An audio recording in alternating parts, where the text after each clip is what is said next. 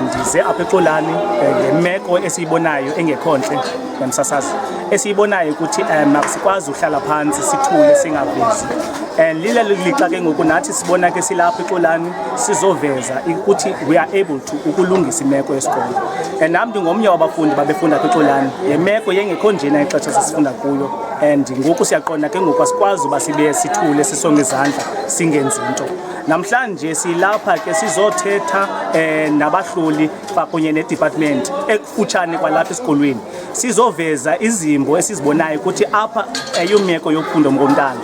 sibona lamabhangala lapha emveni kwam angekho kwizinga elihle elofundela umntana nomuntu omnyama ke ngokulelo lixa ke ngoku siyesaqonda masike siphume singabazali siphakame sivele ukuba nathi ayisiyithandi le meko yiyo ke lonto sinisibona ke namhlanje singenile saza kwakule department ekufutshane apha education apho siye sozoveza khona malungana nemeko yesikolo esi iXolani. Alright, uthi education education usibekele usuku langomso esiye saqonda nathi ke noko kuba le meko ingxamisekile asikwazi ulinda kuba ke naba bantu which is ezi stakeholders basibekela zona which is ukurha no-IDT ababanikeze ukuthi mabe ngabo ababalekela le micimbi yalapha sifuna ke ngomso xa sidibane nabo ke siphokoze le meko yoba kutheni kungade kuqalwe kuba ngokukwazi kwethu ukwazi ibifanele le project iqale kwa last year ngoNovember but fortunately ke ngoku asiyazi which is nabo ke ngoku they are failing be department ukusi-update ukuthi kwenzeka ntoni kuba ngoku side size ufikelela kule meko yoba siphakame kuba sibona ukuthi akho nto bade bayenze ibonakalayo. Alright, if akaphelanga konje siyaqonda wena mhlonitshwa kuba umuntu omnyama uthatha ixesha kuze aphendule sawuphinda singene siye esitratweni siphinde senze sikwenzileyo namhlanje siqhanqalaze kuba kuze kuviwe ndiyabona mhlambi ii-officials zethu kuze zive sifuneka sithini simise yonke into ngqi. Imeko yalapha eXolani imaxongo kakhulu abantwana bafundela kwiiclasses ezingekho sesimeni esiright iifestire zophukile amacango yonke lento ngamabhangala njengoba nibona nje isimo salapha asiginyisi mathe kukho amanzi aqabhukileyo phaa ngezantsi xa umuntu engena egeyithini iigeyithi zethu ziwile yonke into ikwi-deformation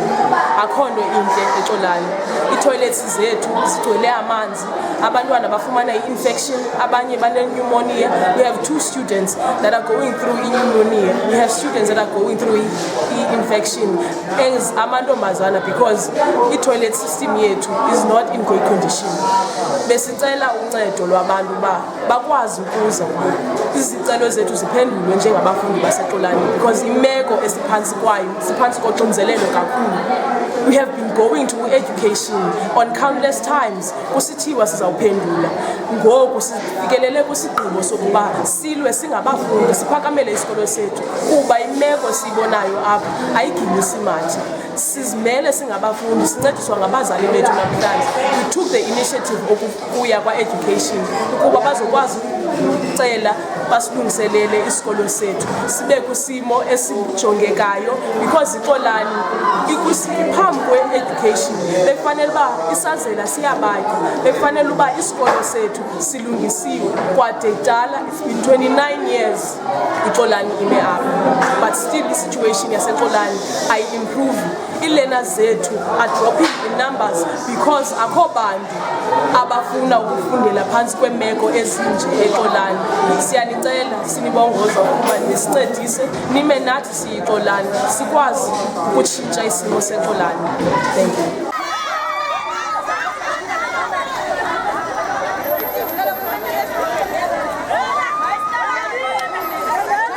Ukanti ke ndingu-Anathi Khave kwindaba zezwelisha online TV ndiseQonce.